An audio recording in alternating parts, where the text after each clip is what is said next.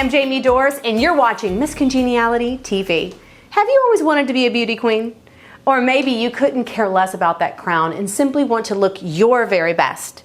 Regardless of why you are here, welcome. In the last episode, we learned all about the strange, unique, and downright bizarre products beauty queens use to create the illusion of perfection. When the waist is gone, your skin looks fantastic. In this episode of Ms Congeniality, we're switching gears and getting really serious about the nuts and bolts of one of the most important elements of pageantry, the interview. The whole speed dating process of interview is exhilarating to me. I really enjoy it. Miss for America 2020 Kassie Perkins sits down with us in her home in Nashville, Tennessee to share her interview tips from the top.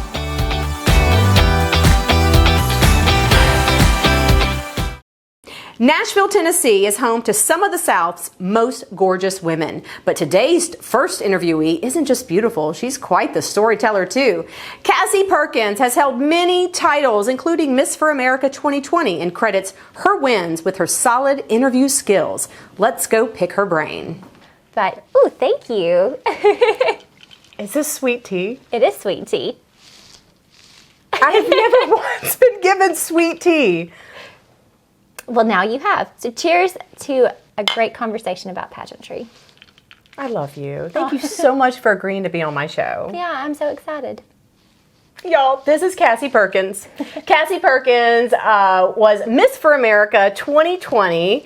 And what other titles have you held in your pageant career? So I was Miss Tennessee for America before I was Miss for America.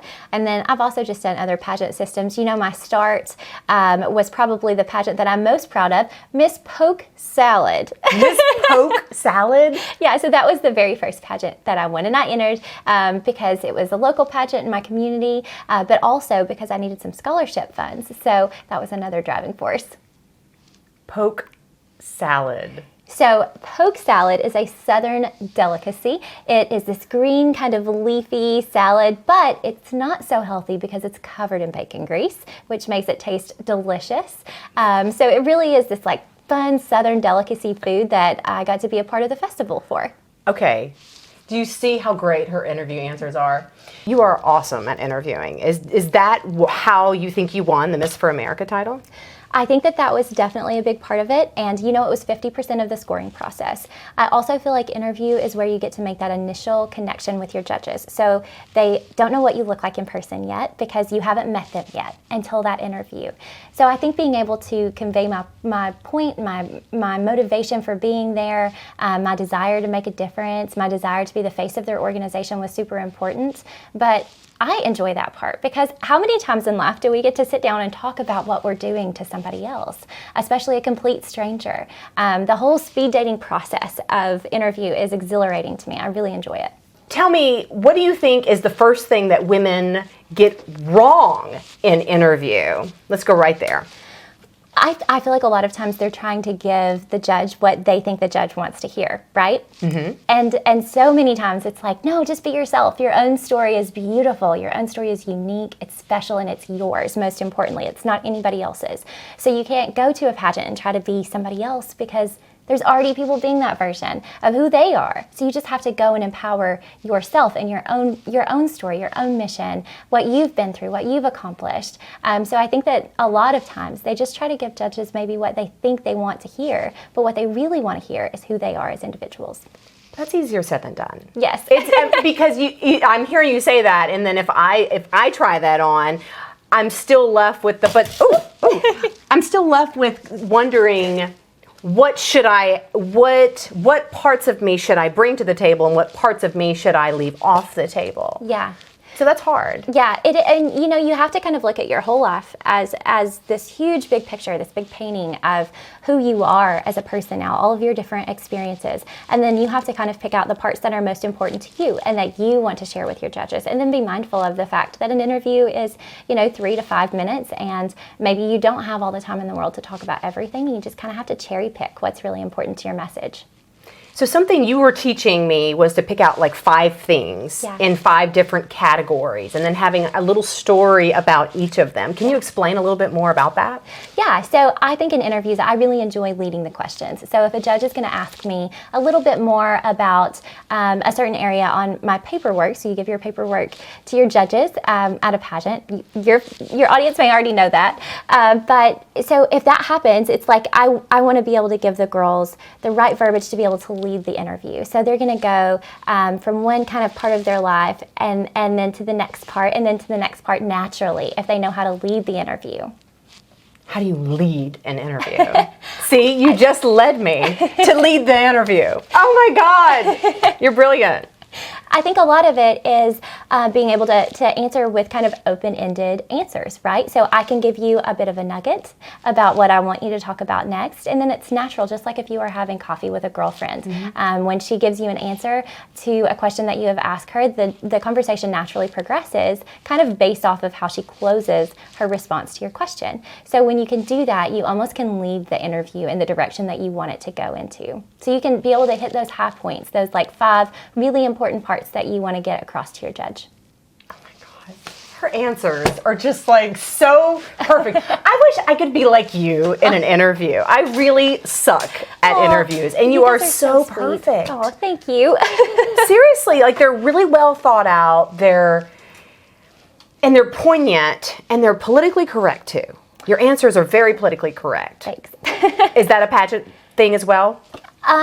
You know, you never know who you're going to meet, and you never know what their background is, what they've come from. I certainly don't know everybody's background, and I always want to be sensitive to what that individual has been through no matter what. I may not know your exact story, and so I don't want to say anything that's offensive to you because I simply don't understand. So it's so important to me to just be sensitive and kind to other people's lived experiences. Coming up, we dive deeper into interview strategies and fears. Oh wow, you just like psychoanalyzed me. Sorry. That is so true. If somebody figures out what they are going to say in an interview, how is it that they should dress for an interview? Well, I think much like we have, just kind of professional, clean. I like clean lines personally, so nothing kind of too busy, because you don't want your interviewer to be super distracted by what you have on, because your message is important and your time is short.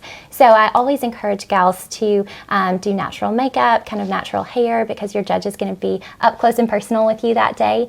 And then to just wear clothes that are flattering to you, great fabrics, good cuts, a really good fit, and probably a simple pattern.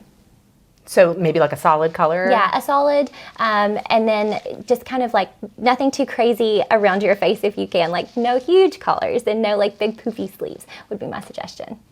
What about colors? Are there specific colors that are like the winner colors?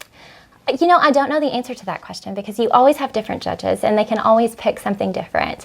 I really like bright colors. Whenever I won Miss for America, I won in a blue suit, but I've seen lots of women wear white and feel very empowered in that, or red, or any other kind of power color. I picked blue because that's what I felt comfortable in. That's kind of my favorite color, and so I wanted to walk in and be a version of Cinderella in that outfit, but I think it's just whatever you feel confident in. Okay, so there's not like a color you should stay away from necessarily. I think it's totally up to the individual and what looks good on them.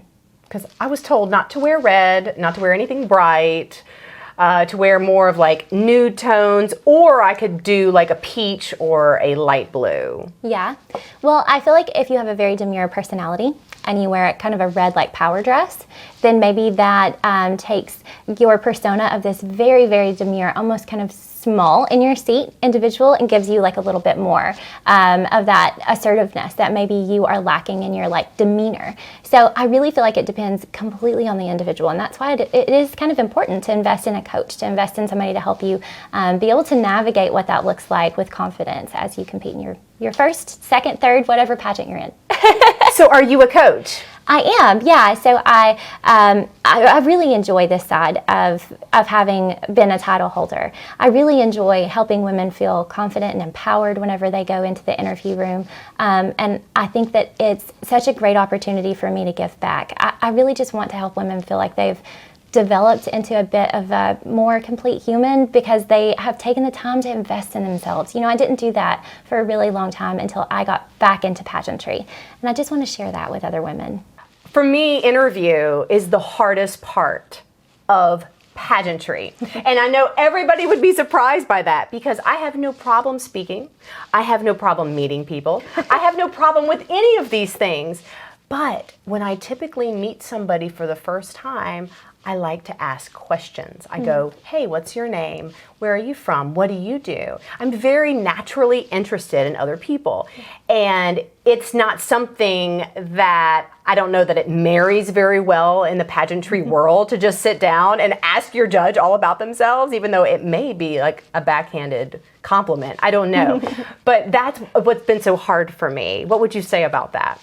I think that's so interesting. And, you know, judges probably don't get asked about themselves nearly as much as they should, but you only get 5 minutes to talk about yourself. So it is hard to kind of flip that script. And I know even when we were working together, it was like you have this huge personality. You are so engaging. You are just like fun to be around. Your personality is fantastic.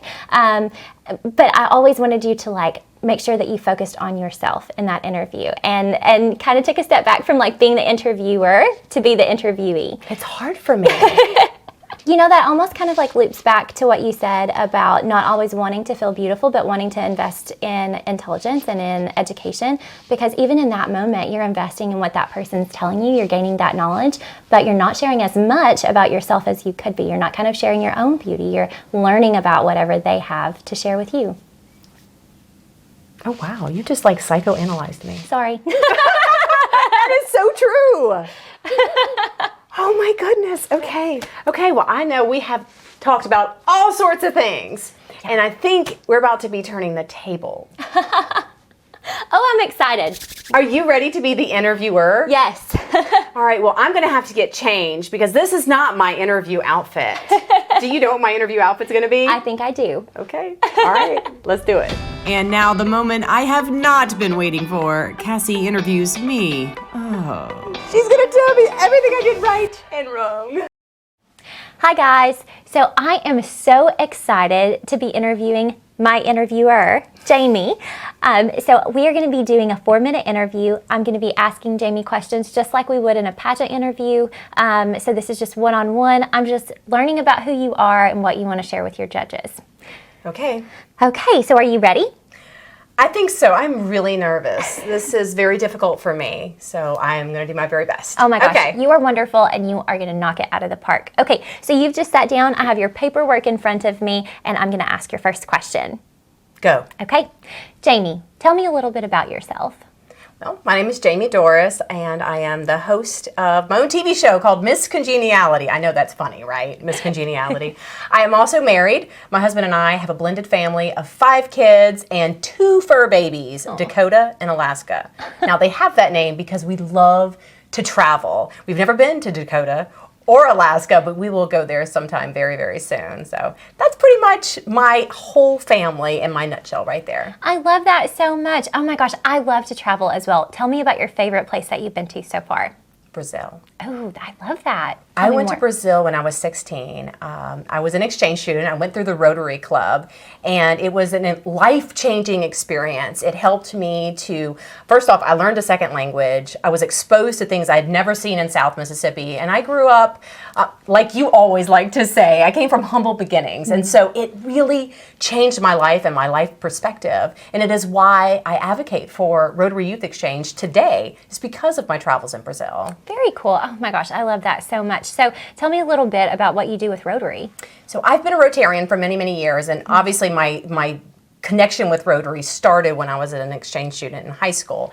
But what I do is I advocate for youth exchange. We started a scholarship program to give the opportunity of youth exchange to more students that are coming up. I also have worked with them to put together a video to showcase like a commercial, letting more students know that it's even an option, that they too can be a youth exchange student. And most people don't even know they can do that these days. Yeah. So that's something we just started doing. Very cool. Okay, well, not to change the topic, but Jaimee, can you tell me why you think married women should compete in pageantry?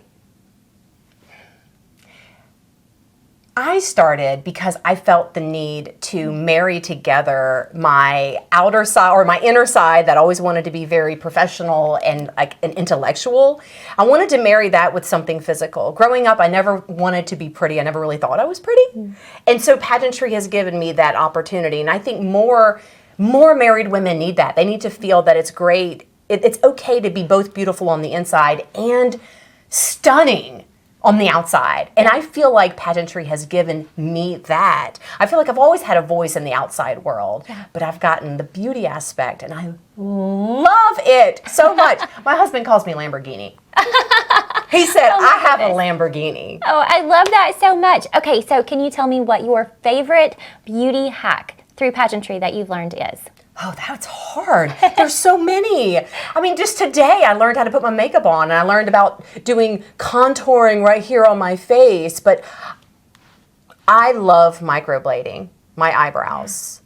I never thought I would love my eyebrows to be microbladed. I'm from like the 90s, right? We didn't even do all of that. We had the little thin eyebrows. Since I've gotten it done, it's changed my face. Oh, but I also love my lashes too. Yes. So I can't really answer that with just one. Oh, I love, very cool. Well, I definitely am with you on that. Definitely having the perfect kind of routine is a great part of pageantry for sure. Okay, so can you tell me what is your favorite thing in your wardrobe right now? Right now, this outfit. Oh, I love that. Can you tell me why? This outfit is probably the most expensive thing I've ever purchased for myself, and it is well worth it. It is like this crepe material. It came from London, I think, or definitely in the UK, and it just makes me feel like Lamborghini when I wear it. And I think more women would really, really just benefit from feeling that way about themselves. Yeah, absolutely. So what's your favorite thing that you've learned about yourself along this journey in pageantry? That I'm not really good at interviews. Everyone thinks I would be great at interviews, but I've learned that I typically, when I meet somebody new, my gut, was that form? Jaimee, we're out of time, but you can go ahead and finish that answer. I'm used to asking people about themselves, so it's been difficult for me to answer about myself. Thank you for the opportunity. You are so incredibly welcome. It was a great interview, Jaimee. Really, very good. Okay. She's gonna tell me everything I did right and wrong. Oh, but you honestly, I don't have a lot of constructive criticism. That was a really, really, really good interview. So you led the questions really well. Like whenever I ask you about yourself, you told me this personal story about your dogs and about their names, and I was instantly like interested in why your dogs were named after states. Yeah. And so that story led me to say, oh, well, you love to travel. You've told me that. Where's your favorite place that you've ever been? And then that where's your favorite place that you have ever been question gave you an opportunity to talk about youth exchange, which is your platform, which is what you advocate for, and your role in Rotary. So it was all a very seamless, easy transition. Honestly, I think it was a great interview. Really? Yeah. But I never got a chance to say what I wanted to do as the title holder. Yeah. And I think that's the only missed opportunity. Yeah, that definitely could have been in there. So I wondered in this situation what title you were going for. Is it Ms Congeniality? I should have asked. I'm always Ms Congeniality. That's right. But yes, being able to get in your why. So in a made-up world, if you were vying for the title of Ms Congeniality, I would have hoped to hear something along the lines of, I work with Rotary Club and I am a mom, I am active in my community, but you know what, I could also be the perfect face for this organization. As Ms Congeniality, I know that I can marry all of my talents together to represent your organization and to truly make a difference with all the things that I'm already involved in. And you know what, I'm going to take your mission as an organization and I'm going to push that along with the things that I also am passionate about. So I think maybe that was the only missed opportunity. And finally on Ms Congeniality, more interview tips from our other pageant queens. Never tell them your flaws. Never, never. Pageant interviews, or just interviews in general, are not about saying just the right thing. It's important to show who you really are. But, take it from me, there is a fine line between being authentic and leaving judges or a potential employer with a bad impression. So let's turn now to our expert queens to learn how you can be both smart and honest in the interview. Well, you'll hear the phrase pageant patty. Nobody likes that. Nobody wants to be around somebody who's fake and not authentic. Be yourself. be the best version of yourself. Yes. And if you think that you're, yes. And if you think what you're going to say is going to hurt somebody, then maybe you need to be a filtered best version of yourself, but not a fake version of yourself. And there is a difference. I try to make the very last thing out of my mouth to any girl I'm coaching before she goes into interview. Be a normal human. Please go be normal. Please don't go in there and be a pageant Patty and try to give all these perfect answers and assume that a judge wants to hear something. You do not know them. Try to connect with the judges. You can't connect with someone who's perfect. It's very, very difficult, right? Because you just think you can't relate, you can't connect. So try to connect with people, and being natural, being yourself is the best way to do that for sure. How should a lady address negative questions in an interview? Oh, I love that question. Okay, first of all, we all, like, if they ask you what is your worst flaw, like what's wrong with you, like do you have anything wrong with you that I need to know about, the person that says, yeah, I have mental illness, or says I'm late all the time or whatever, they will look at you and remember that. So what my answer would always be is that I'm sure I have plenty of flaws, I'm only human, but I try to work on whatever is wrong and make it better. I'm a believer in trying to fix things that are broken, and especially that, any type of improvement that I can do on myself. Never tell them your flaws. Never, never, ever tell anyone your flaws, ever.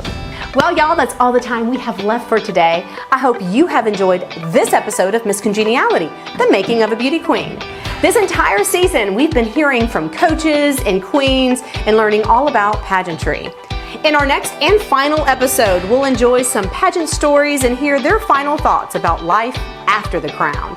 It's the season finale that'll put a sweet bow on this grand beauty queen journey.